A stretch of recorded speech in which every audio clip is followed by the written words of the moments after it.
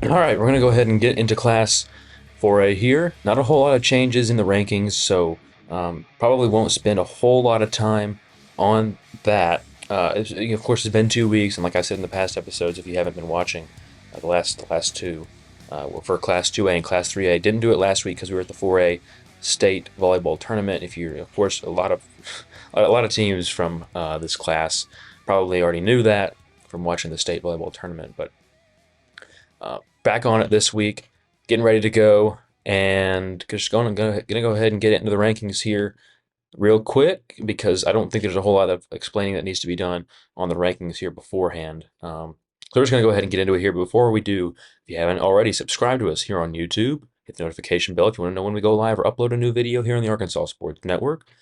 And go ahead and follow us on X, Instagram, and Facebook. We have so much going on social media. And if you want to be up to date on Arkansas high school football, Arkansas high school sports in general, and the Arkansas Razorbacks, we have you covered. So we're going to go ahead and start here with Elkins. Elkins got a big win over Gravette last week. Couple of players I'm really impressed with. Jaquay Walden, great player, and Hall, and I think his name is Davion Hall. I apologize if that's not correct. Uh, great player, and Elkins is a team that's just rolling right now. And I don't want to talk a whole lot about them because they've been at that number one spot for a long time now, and I've pretty much said what I need to say about it at this point. And they're probably going to roll to a state title victory. I don't want to get ahead of things here. There's probably going to be them and Mills in the state title, and I haven't had a chance to really get deep into the bracket for this class. I'm not sure if that's how it's going to line up, or if they're going to meet in maybe the semifinals, or maybe even before that. But those I think are the two clear best teams. Southside's still undefeated. They could probably make a run at a two, but I think that Mills and Elkins are the two teams that are really interesting. Southside could be with how unique their team is. They could be an upset team, and I know Coach Simpson's a great coach over there, and they've got some great players. And I'll get into them more here in a little bit. But Elkins remains at number one at the moment. Mills at number two. They've got a great future ahead. Freshman quarterback who's leading that program right now, and they've got a lot of star power on that team. A lot of weapons that they've been able to work with, and that's just been a team that's been consistent the last few years, and they stay consistent at number two here. Number three, Southside. Their running back Owen McLaughlin has had some great performances the last couple of weeks. Coach Simpson's always going to have that team ready to go, and that's going to be a program that's going to be pretty good as long as he's the coach there. We covered their game against Highland a couple weeks ago. Really competitive, high energy game, and I urge you to go back and watch it if you haven't. If you want to learn more about Southside and Highland as well, those are two really good programs, really good teams with great coaches. Southside is going to be a team that could upset the apple cart for a lot of really good programs this season in the playoffs. Number four, Warren. Of course, Arkansas Razorback commit Antonio Jordan's out there, and he's a guy that we kind of have said here at ASN. If he had gone to some more exposure, some more places to get exposure, he might be a 4-star. He's got that kind of talent. Might be a diamond in the rough for the Hogs, and he's got a lot of good going on. They, of course, having to replace their quarterback earlier this season due to injury has been a little bit of an adjustment, but they're starting to get things rolling, and hard to see them not making a deep playoff run this season. Arkadelphia at number five. This is a team with a lot of promise, and you look at Arkadelphia, and they were a team that everybody, like I say every week, everybody was high on them in the preseason. They're still in the top five. You have to watch out for Arkadelphia, and they've been at this spot for some time now in the top five. Really got to watch out for them. They've had some big wins this season, and so Arkadelphia. We'll talk about their game later on during our game picks. But Arkadelphia is a team that I'm really excited to see. Their defense has been pretty good as well. Malvern at number six. Bishop Allen, Coach Fogelman, that whole program really is in a good spot right now. Um, you know, they've responded really well, still coming out hot every week. They're a team that, I kind of now I'm upset with myself because I didn't put them in that contender spot. But it's hard to not put them in that spot right now with some of those top five teams. You see one of these teams take a loss this week in the top five. I'm not sure how solid that would be to put your money on that, but um, Malvern's still a team that's going to be really interesting and is really going to have a lot of very, very intriguing players come playoff time. Bishop Allen, though, is a guy that we really have our eye on. Mina at number 7, Coach Bentley and the Bearcats.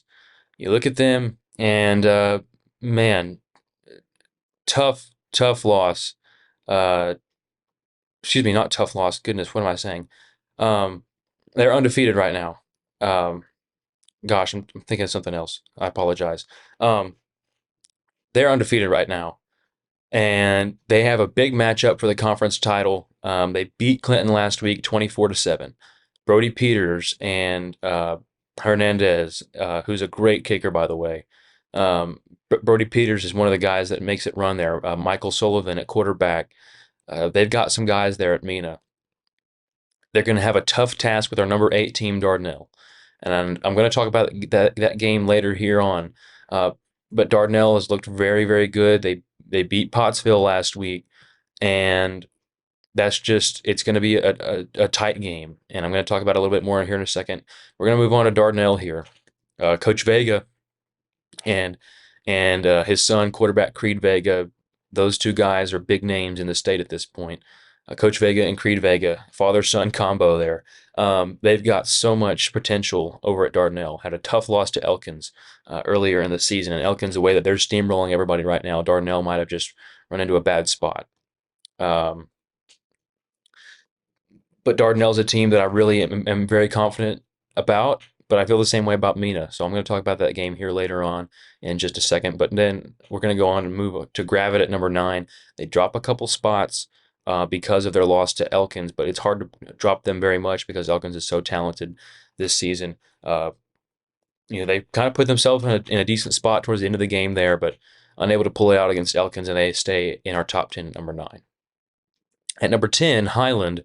That's a team that really preseason hype for them was very good, and they've really met a lot of the expectations. A loss to Southside maybe put a wrench in what they were planning on, but Highland's still a team to watch out for sure. The Rebels, very, very interesting. All right, 4 games on Thursday in Class 4A. I'm going to start out with Hamburg and Stuttgart. Hamburg 6-3. Stuttgart. I don't think they're having quite the season they expected to have or wanted to have, but I'm going to pick them to get the upset win this week over Hamburg. I just feel like they're going to put themselves in a good spot and get another win to close out the season. Crosset versus Warren. Crosset 0-9. Warren 7-3. I'm going to pick Warren to get the victory this week. Just man, it's hard to pick against Warren, but Crosset being 0-9 definitely doesn't help. Pocahontas versus Highland. Highland should win this week. Pocahontas has been rolling as of late. So it's going to be a tough task for Highland, but I think they do get the victory at home this week. They're at 7-1, like I mentioned. Central versus Star City out in Helena. This is a tough game to pick. I really like Star City. I really do. They started out their season really, really, really, really well and haven't been able to bounce back. And Coach Norton there, I think he's building a solid program. And I do think they're going to pull off a victory this week to close out the season. I think that they win this game. Moving on to the Friday games. Going to start off. I'm going to close with Mina and Dardanelle. That's the one that I have circled this week in this class, and I'm going to start with Cave City and Truman. I'm going to pick Truman to get the victory because they're at home this week. I think they're going to move to 3-7 to finish out the season. Riverview versus Heber Springs. I'm going to pick Heber Springs to win. Coach Carmichael goes 7-3 in his first season with Heber Springs.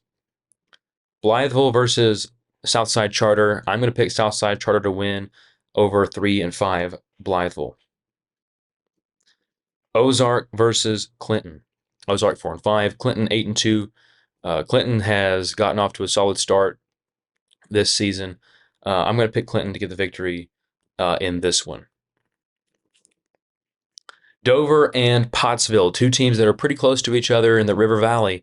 I'm going to pick Pottsville to get the victory this week and move to 6-4 to close out the season.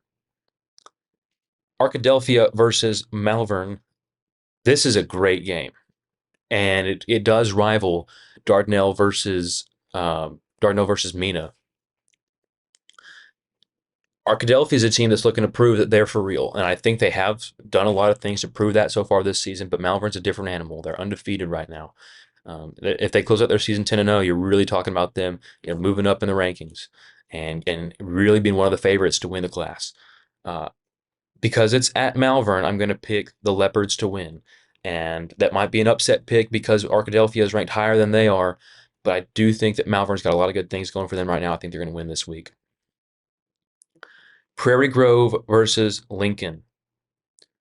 I'm going to pick Lincoln to win. Both teams are 5-4, but I liked Lincoln going into the season. I think they're going to finish the season with a win. But Prairie Grove is such a tough team. The reason I'm picking Lincoln is because it's at Lincoln. I think that's going to benefit them tremendously. Lone Oak versus Mills.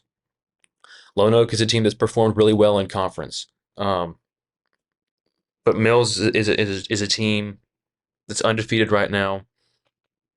Hard to pick against them. I'm going to pick Mills to get the victory in this game. Lamar versus Waldron. Waldron is a team that is struggling this season. They're 2-7, so I'm going to pick Lamar to get the victory and finish 500. Elkins versus Huntsville. Elkins will roll big time in this one and go to 10-0. Jonesboro West Side versus Gosnell. I'm going to pick Gosnell to get the victory in this game and move to 500 on the season as Jonesboro West Side's struggles continue. DeWitt versus Monticello. This is going to be a good game, but I'm going to pick DeWitt to get the victory this week. I really, really like DeWitt. I think they're in a good spot right now.